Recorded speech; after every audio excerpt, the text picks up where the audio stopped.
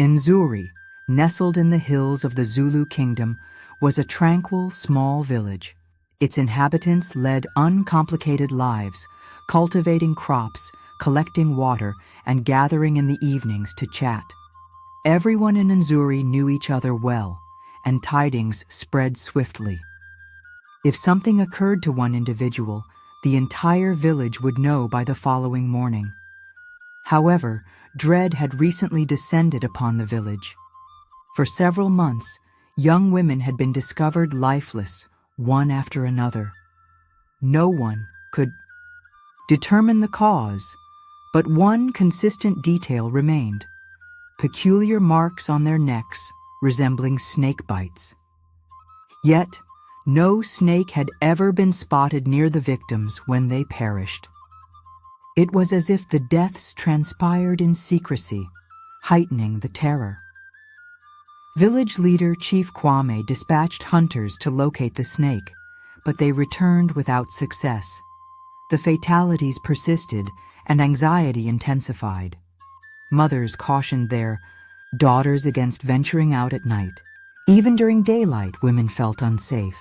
The once vibrant village grew silent, and trust diminished. Amidst the fear, one person appeared indifferent: Sefu. If you inquired of any woman in Nzuri who the most attractive man was, the response was invariably Sefu. Tall, with a robust physique, sculpted by his labor as a builder, his smooth, dark skin and gleaming eyes suggested hidden knowledge. His smile could captivate any woman. Sefu's allure made women overlook their fears. As he traversed the village, they would giggle and blush, hoping to catch his gaze. When he did, it felt like the sun illuminated only them. Sefu's appeal wasn't merely his appearance. It was his manner of speaking, his movements, and his constant air of control. He could make a woman feel singularly special. Yet, concealed behind his charm and beauty, Sefu harbored a perilous secret. He remained unconcerned about the village's fear or the deaths, conducting his days as if all was normal. Sefu was aware of his good looks and exuded confidence as he moved through the village, head held high. Sefu's gaze was always on the lookout for his next target. The women of Nzuri were inexorably drawn to him, like bees to honey, whether at the village well, the market, or on the farm. Whenever Sefu was around, the women couldn't help but stare. It wasn't just his appearance. Sefu had a way of speaking that made any woman feel special. He knew exactly what to say and when, his voice deep and soothing like the calm before a storm. He could make a woman smile even in her saddest moments. Sefu never hurried. He took his time, slowly drawing them in, making them trust him, making them desire him. If he wanted a woman, he would have her. All it took was one charming smile, a few sweet words, and soon she was his. Once he had her, he would take her to his hut at the edge of the village, away from prying eyes. There, under the soft moonlight, Sefu would work his charm. He was gentle and patient, making each woman feel like the center of his world.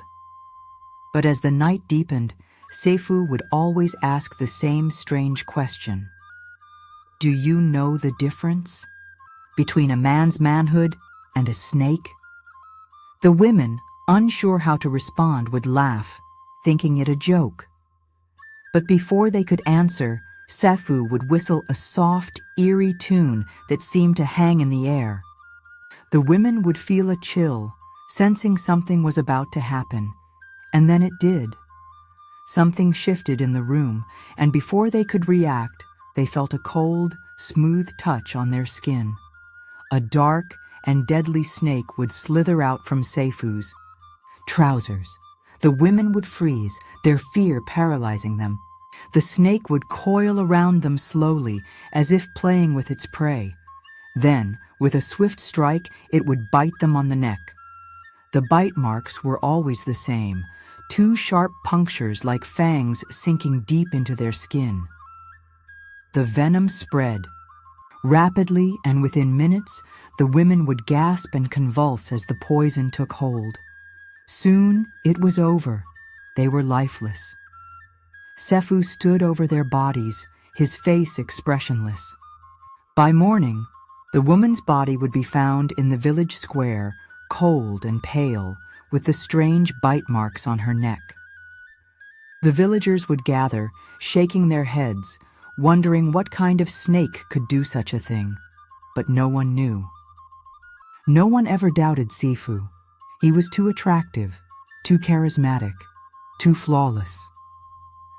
Each time another woman perished, the terror in the village intensified, but Sefu remained indifferent, carrying on as if nothing had changed. The women still flushed and whispered when he passed, completely oblivious to the menace hidden beneath his charm and honeyed words. Life in Nzuri continued despite the looming dread. Women grew more wary, especially after dark, but daily routines of drawing water, tending crops, and bargaining persisted. Whenever a woman was lost, the villagers mourned, yet no one had answers. The village leader, Chief Kwame, tried to reassure his people, but deep inside, all sensed that this was no ordinary snake taking lives. Then, one day, a stranger arrived, a woman named Lina. She stood apart from the other women in Nzuri, tall and elegant, her skin gleaming like polished mahogany. Confidence radiated from her.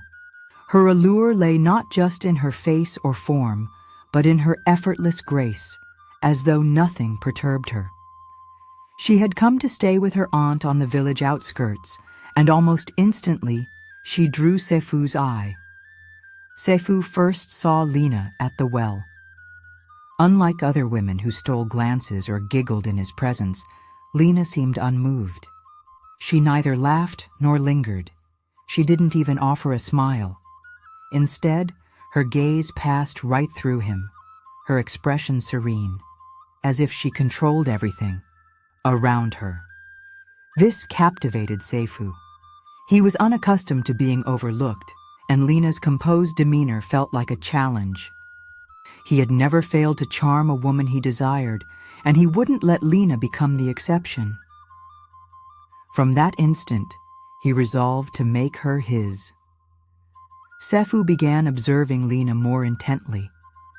He noticed her unfailing politeness, but also her distance, warm, yet reserved. She spoke with kindness, but permitted no one to come too near. This only fueled Sefu's obsession.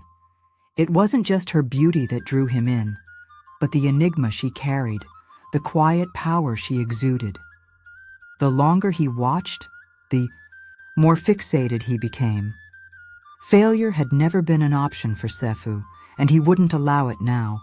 He started trailing Lina, seeking chances to engage her, to captivate her as he had done countless times before.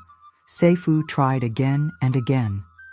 But each time he neared, Lina remained aloof, as if she sensed something he did not. One day, Sefu found an opening. Lina was at the well, filling her water pot with fewer people nearby. He strode toward her, his signature confident grin in place. "Lina," he murmured smoothly, his tone deep and rich like syrup. "Let me carry that for you." Lina glanced at him, her face unmoved. She wasn't swayed by his handsomeness or his charm, and that only fueled Sefu's desire. He waited, expecting a flustered smile or a nervous laugh, but instead, she simply nodded. "If you insist," she said coolly, stepping aside for him to lift the pot. Sefu savored a small triumph.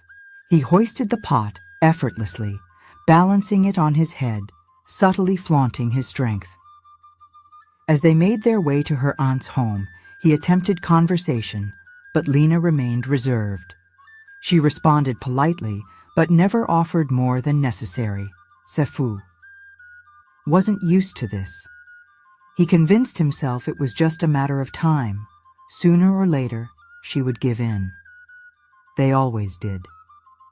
She's only pretending to be difficult, he told himself. He just needed to put in more effort with her. From that day, he couldn't stop thinking about Lina. Unlike the women of Nzuri, who crumbled under his smile, she remained composed. That distance only made Sefu more fixated. He was accustomed to admiration, to being the center of attention. This was different. This was maddening, and it made him crave her even more. Women had always come easy to Sefu. A charming glance, a few smooth words, and they were his. They were all alike, soft, eager, easy to sway. But Lina, she was different. She resisted his every move. His usual tricks meant nothing to her, and that drove Sefu insane. Day after day, he watched her, when she gathered water, when she moved through the bustling market, even when she tended the fields with her aunt. She walked with quiet confidence, standing out without trying. She seemed untouched by others' opinions, least of all his. That only made her more irresistible. Sefu began inventing excuses to approach her.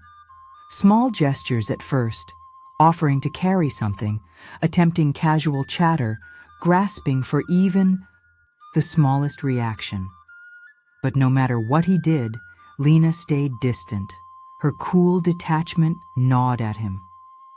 One evening, he had enough. He needed to act. He refused to let Lina keep slipping away. Failure wasn't an option. Not now, not ever. Sefu knew her routine well. She often visited her aunt's small farm just beyond the village, where they grew yams and greens. That evening, he waited for her there. The air was warm, the sky painted in fading gold. Leaning against a tree, arms crossed, he watched the narrow path.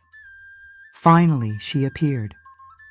Lina moved at an unhurried pace, a basket balanced on her head.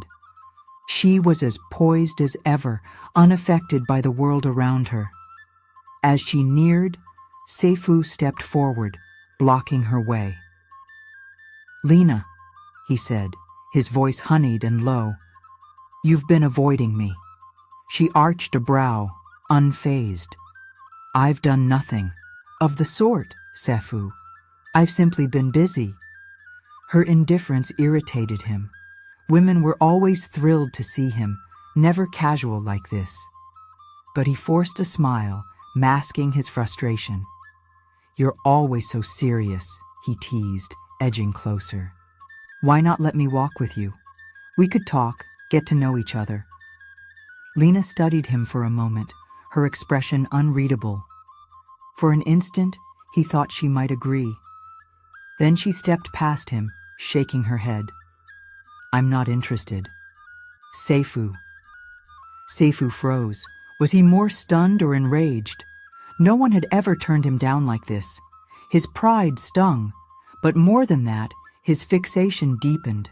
She wouldn't get away so easily. No, Lina would be his, no matter what it took. As Lina walked away, Sefu's gaze darkened. He made a silent vow. He would have her, and she wouldn't be able to keep resisting him. His frustration mounted as she continued to push him away. Women usually fell for him effortlessly, but Lina was different. The more she ignored him, the more fixated he became. He realized he needed a new strategy to win her over. This time, he chose patience, opting for a slow and deliberate approach.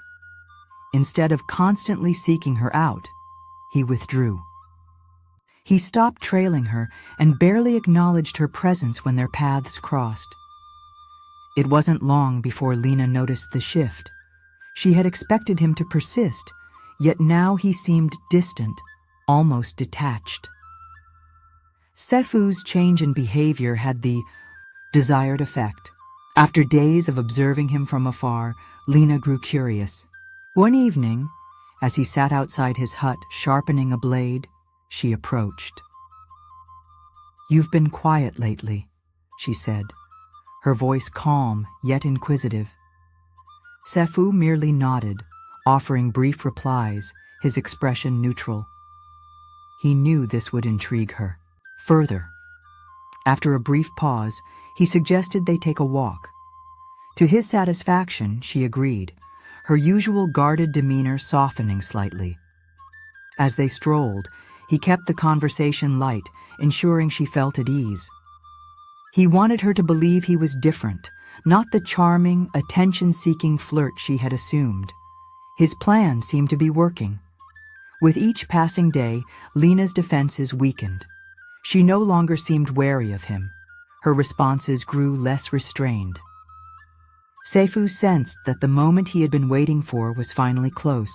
His patience had been worthwhile. One evening, as the sky glowed orange with the setting sun, Sefu decided it was time to make his move. He invited Lina to his hut, suggesting they share a peaceful evening. Now comfortable in his presence, she accepted. The air was thick with silence, the village unusually still as they walked towards his home at the edge of Nzuri.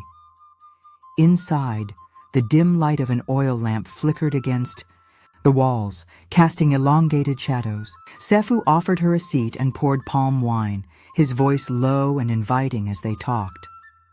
Lina sipped slowly, watching him with quiet curiosity, though her sharp gaze had softened. Sefu smirked inwardly. He had her exactly where he wanted. Leaning in. He brushed his fingers lightly against her hand, his tone dropping to a smooth whisper. "Lina," he murmured, "I've thought about you often. You're unlike the rest, strong, independent." She gave a faint smile, still at ease, but Sefu could see that his words were affecting her. He leaned even closer, his voice barely audible. "Tell me," he continued, "do you know the difference between a man's pride and a snake?" Lina's brow furrowed slightly at the odd question. She parted her lips to answer, but before she could, Sefu began to whistle.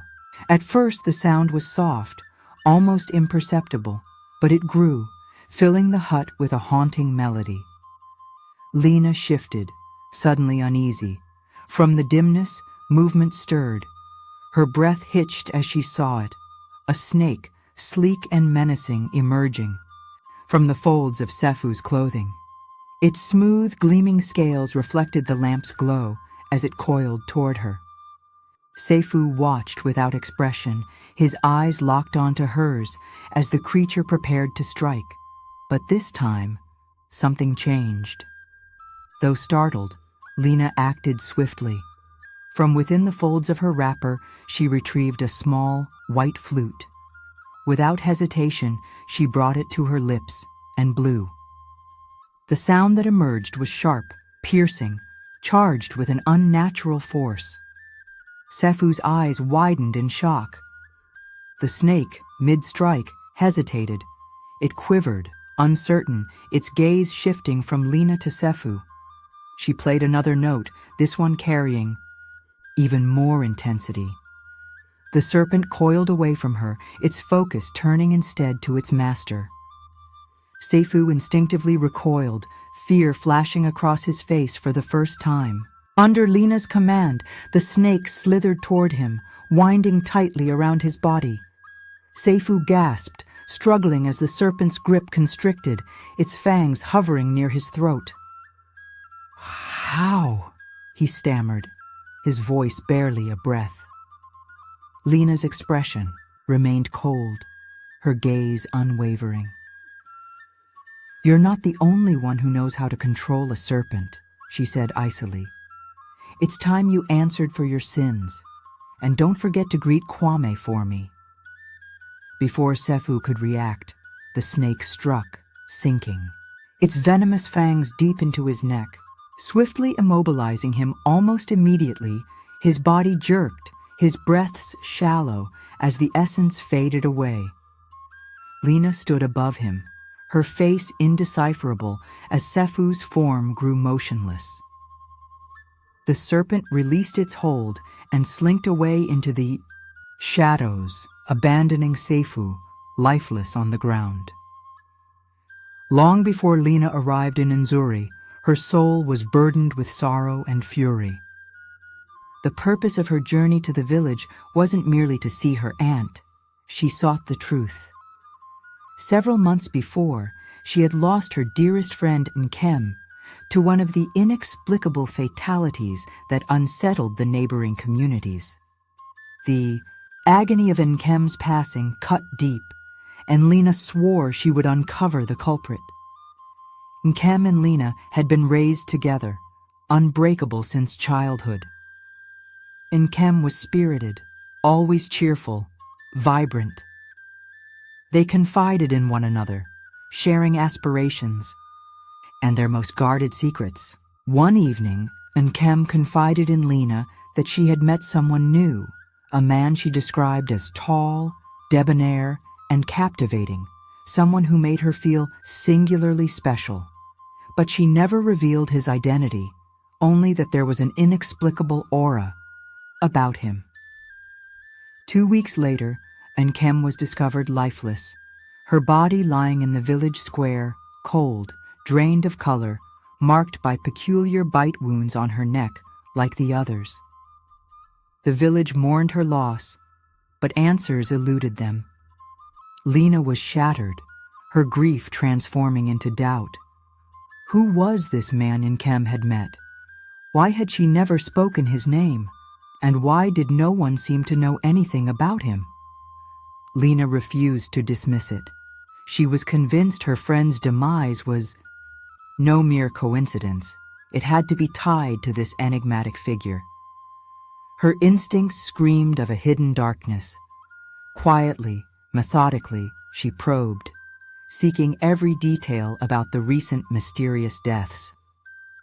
Eventually, her search guided her to Nzuri. When Lina set foot in Nzuri and first saw Sefu, suspicion immediately gripped her. His appearance, his charisma, his commanding presence all matched Nkem's description. Sefu was the sort of man who could enchant any woman, and Lina's intuition told her he harbored secrets. However, she understood she couldn't confront him outright. Sefu was too shrewd, too perceptive. If she wanted to unravel the truth, she needed to exercise caution, play along, let him believe he was slowly ensnaring her. So, she allowed him to approach, pretending to be drawn to him. Yet, all the while, she observed, waiting for the opportune moment to act. Before venturing to Nzuri, Lina had sought guidance from a revered oracle in her homeland. The deaths were too peculiar, too consistent to be the work of an ordinary serpent. The oracle, known for piercing beyond the tangible world, held the wisdom Lina desperately needed. Within a hut thick with smoke from burning herbs and energy unseen, Lina relayed the unsettling details: Nkem's inexplicable death, the bite wounds, and the mysterious man her friend had spoken of. The oracle listened without interruption, her eyes shut as though peering beyond mortal sight. Finally, the oracle opened her eyes. "There is a man," she uttered in a voice rough with age, "whose nature is unlike other men. He carries a serpent within, a creature of both desire and destruction. It is his gift, his affliction. With it, he entices women, leaving them defenseless, and when they succumb, the serpent strikes. Its venom kills quickly, leaving only the marks as evidence." A shiver coursed through Lina. She had feared something sinister, but this surpassed her worst assumptions. A man with a serpent, a predator who seduced women only to lead them to death. It seemed unreal, yet the casualties in Nzuri were undeniable. "Is there a way to stop him?" Lina inquired, steadying her voice against the unease festering inside her. The oracle nodded. "Yes, but it is perilous. You must turn his own weapon against him. The snake he commands obeys a distinct sound, a whistle he employs to summon it. With the correct instrument, you can usurp his control." She produced a small silver flute, no larger than Lina's hand. It bore a simple design, and yet Lina could sense its power. "This is your one chance," the oracle cautioned. "But beware, he is cunning, and he will try to deceive you and earn your confidence." He had to believe in his triumph. Only at that moment could you retaliate. With the flute clutched tightly and a strategy taking shape, Lina embarked on her journey to Nzuri, determined to confront the man she was certain had caused her friend's tragic fate. From the first glance at Sefu, she felt sure he matched the description exactly. His charisma, his self-assured nature, the magnetic pull he had over women, like moths to a flame. She needed to proceed cautiously, concealing her true purpose. Thus, she played along, letting him think she was drawn in, gradually captivated by his charm. Unbeknownst to Sefu, Lina was unlike the others.